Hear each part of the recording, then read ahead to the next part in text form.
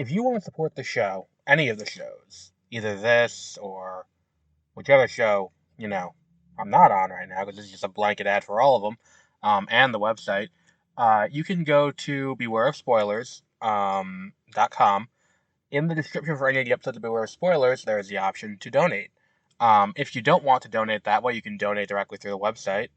We do have that, mwpnews.com. And if you don't want to support that way, then going to mwpnews.com will help out because we have ads there. We don't want to keep it, where there's a lot of ads. There's a few ads. But the point is we want to make it so that way, we can sustain this for the long term. If people donate, we're never going to paywall anything, I don't think, as of right now. But if people, if people start donating, we'll start doing cooler and cooler stuff. Like donations are how we get to cover stuff like Tribeca and other, film festivals. And, we may be able to bring on more people to help out.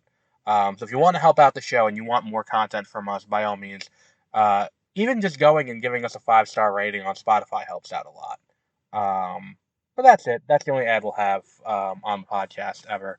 But here's whatever podcast you're going to be listening to.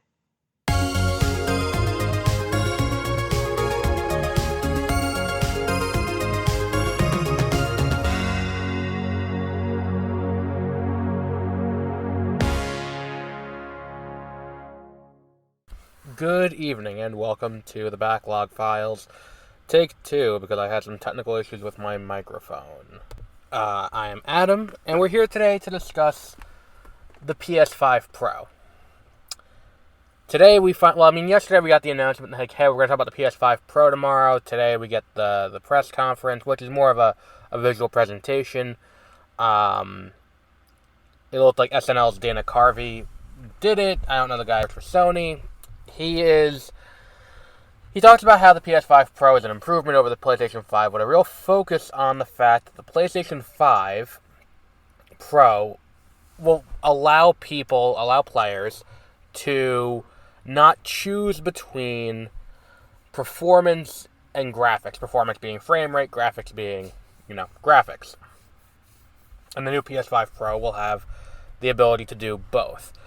Now, some things to address. The PS5 Pro does not have a disc drive, which is something that I am not a huge fan of. I think it's my biggest old man trait is let me buy a physical copy of a disc. I don't want to, I don't want to have to worry about, I don't want to have to worry about, my license that I'm paying for being revoked. Maybe it's old-fashioned. I want to pay money and have a physical copy I can own without having to worry about that. You can pay the extra $80 for the disc drive, but whatever, it is what it is.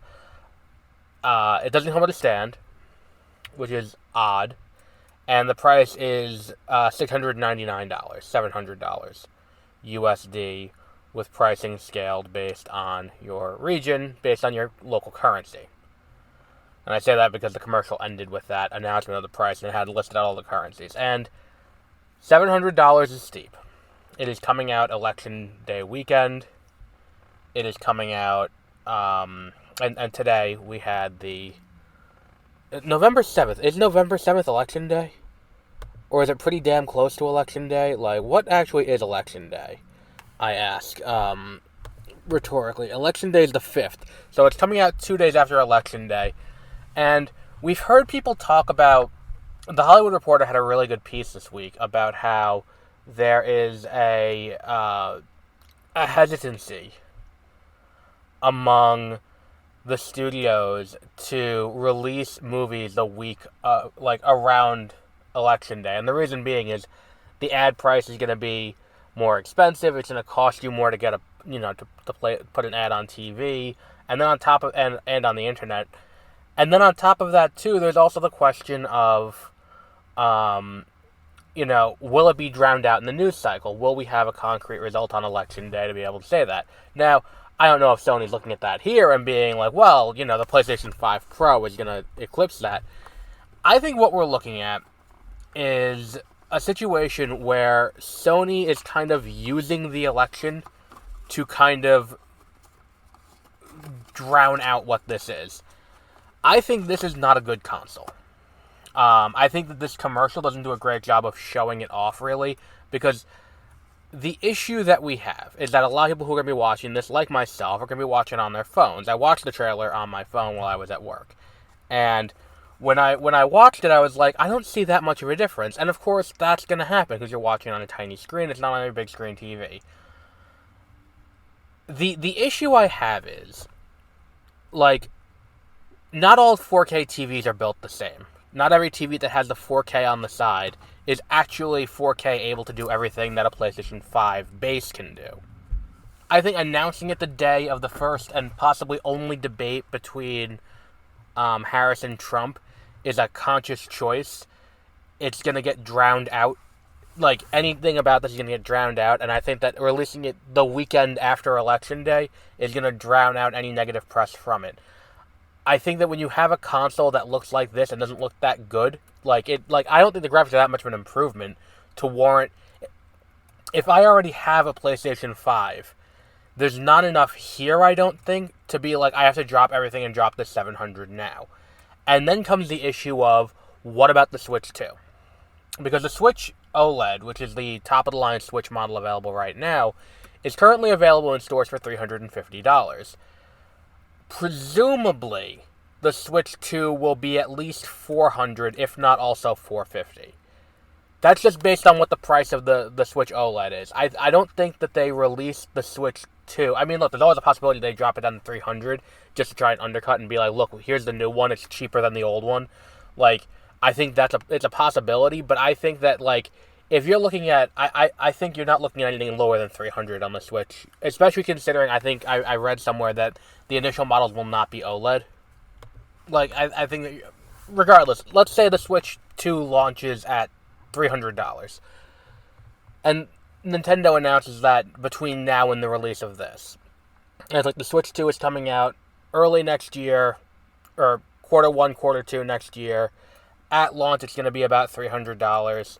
You know, does that impact the sales of this? Because I think if someone has a PlayStation 5 at this point and they're willing to deal with that, I don't think there's enough here to incrementally upgrade.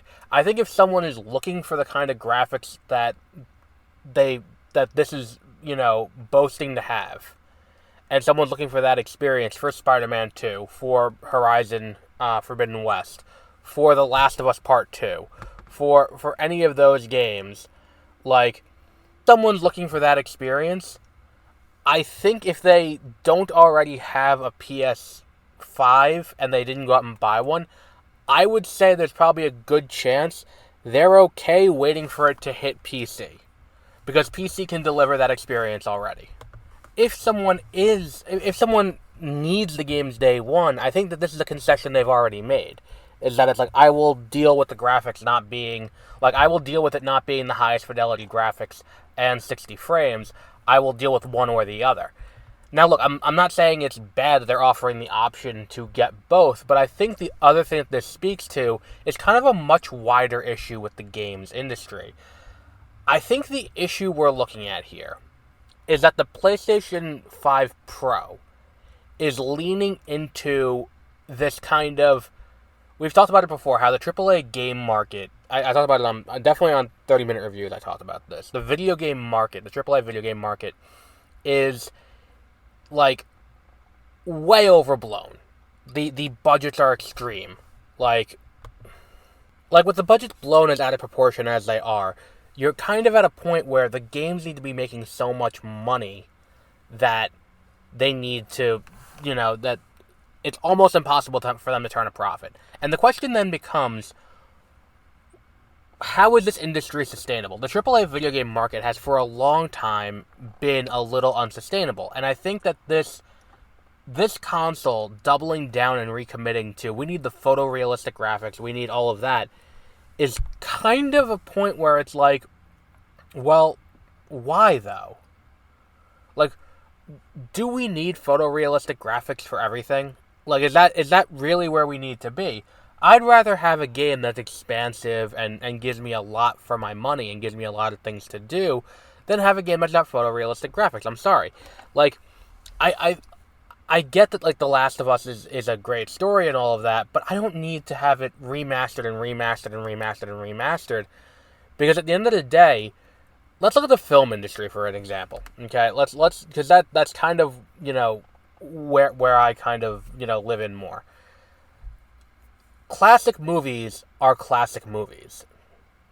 Like, and I know video games are different because you're dealing with gameplay mechanics and how gameplay mechanics come into and out of vogue, but looking at, like, a classic film like, like Citizen Kane or The Godfather, like, there are things in those movies that don't age particularly well.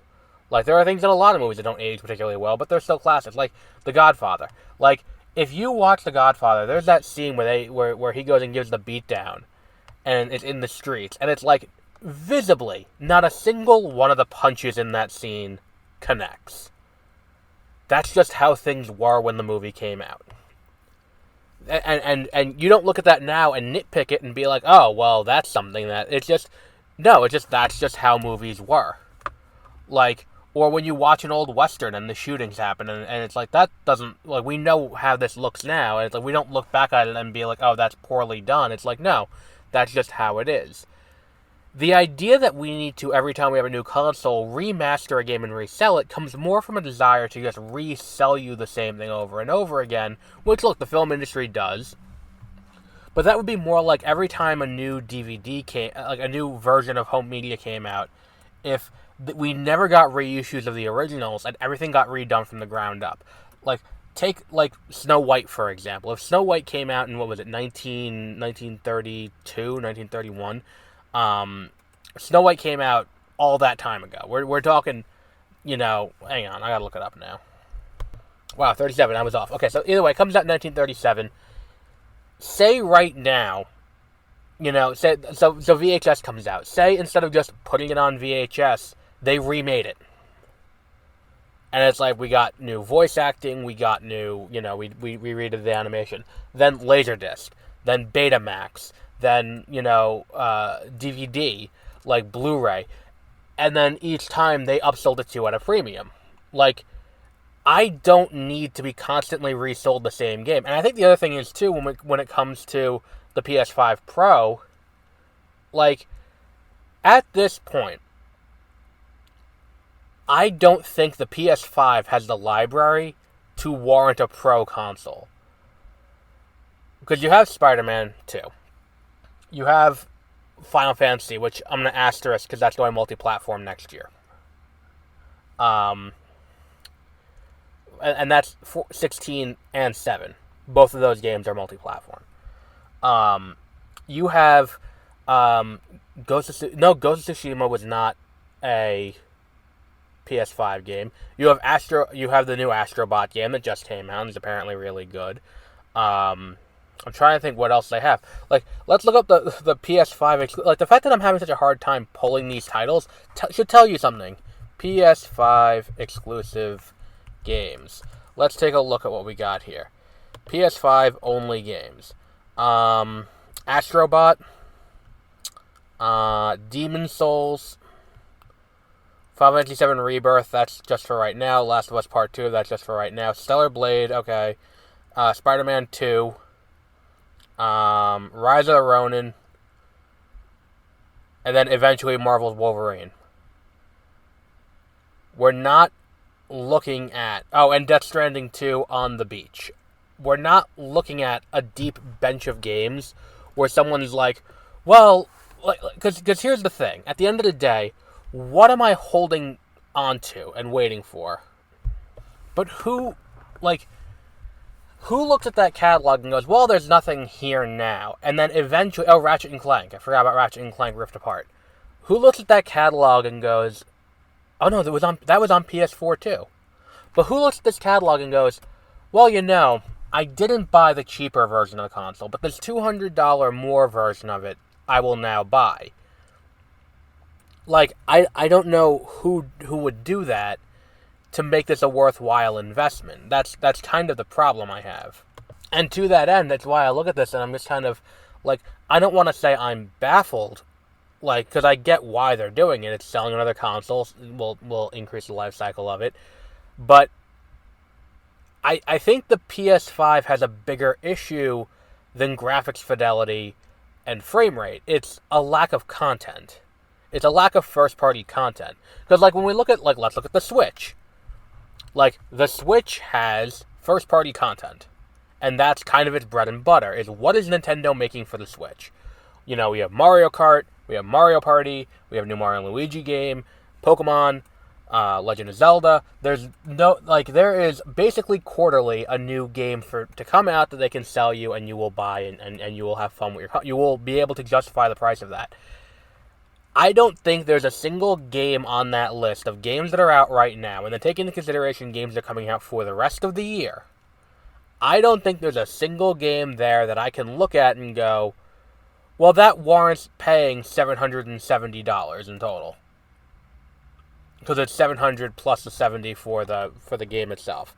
There's nothing there that I go, this is a good use of money top to bottom to spend the amount of money required to get everything to play this. And that's fundamentally an issue. That is fundamentally an issue that they need to address. I think before coming out with a PS5 Pro, they should have been like, here's how we're going to bolster this library. Like, here's what we're going to do to get more people to play our games. And coming through the end of this year, I don't think there's anything else that's really going to get them on there to get people on board. Because it's like, if you don't have a PS5 already, what is coming out for the rest of this year that's going to be the thing that's like, well, I was waiting, and now this is coming. If Spider-Man didn't get you on board, if Horizon didn't get you on board, if God of War Ragnarok didn't get you on board, then what will? And I think the answer is fundamentally, there's nothing that they can offer at that point that makes it worth it. Now, look, there is always a thing where it's like, well, PS5, maybe the game will come along that will be like, look, let me get this. But unless you're doing that, unless that game is coming at some point in the near future, I mean, we speculate about Ghost of Tsushima 2 or Wolverine. But if those are in the winds and they're coming at some point in the future, what incentive do I have right now to rush out and buy a PS5 Pro for $700? Especially if I got to pay an extra. Like, if I'm buying it so that way I can play PS4 games and it's not something I've bought digitally, I gotta go out and buy the disc drive too separately. Because like the PS4, you forget, the PS4 came out in an era where, not everything was 100% digital. There was still, like, that console didn't have a digital only edition, even the Pro. That was a console with a disc drive. Like, that is a serious thing that they need to address with this, where it's like, I don't know why this... I don't know who thought this was a good idea at this stage. I understand you're kind of like halfway through the life cycle at this point because we're 4 years in, so you kind of need to upgrade. But, like, they need to bolster this library. And I'm not saying, games can't go to PC too, because games going to PC is, at the end of the day, better for Sony, because eventually someone will buy it who, like, at that point, if they didn't buy a PS5 for it, let's just put the game where they are to see if they'll buy it there. Because at that point, they're not going to buy a PS. There's nothing we can wave in front of them for a PS5 to get them to buy it. I do not understand what the thought process behind the Pro is, especially at this price tag. And look, maybe the only point of this is to kind of work on the technology to get it into a state where when it's time to make the PlayStation 6, they're like, all right, we're ready to go. This is all set. I mean, the only thing I could think of is that they have some kind of contract with Rockstar. And Rockstar is going to release the, an edition, the edition of GTA 6 on PS5 is going to be better in some way.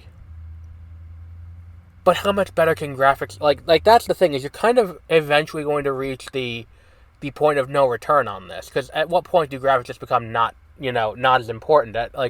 At a certain point, there's only so far you can render out where I'm impressed. At a certain point, I don't care what's going on that far down the screen. If there's nothing happening and it's just rendering out people that far down. Like, if that's what this is, then good for them, and I'm glad for you. But I don't think this is necessarily something that needs to be, I don't think that there's any use case for this. I mean, I'm sure it'll sell copies because people will want to have it, and I'm sure they're gonna do money on it.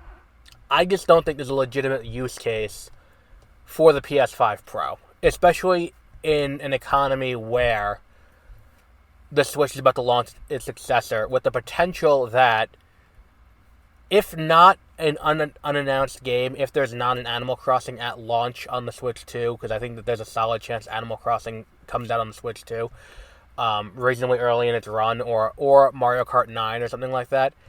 If not that, then we're clearly looking at a situation where there could be like Metroid Prime 4, or what's it called, or Pokemon Legends ZA is kind of the bridge title that Breath of the Wild was between the Wii U and the Switch, where like it comes out on both, but it's markedly better on the Switch. And maybe that is what it is with Grand Theft Auto with the PS4 with the PS5 Pro, where it's like, yes, you can play it on a PS4, but on the PS5 Pro it's markedly better.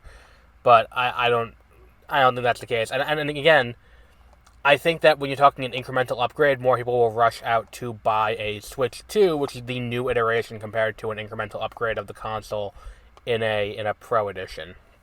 But we'll wrap up there for today. Next week we'll be back and talking about Age of Mythology Retold. And until our next episode, have a great rest of your week.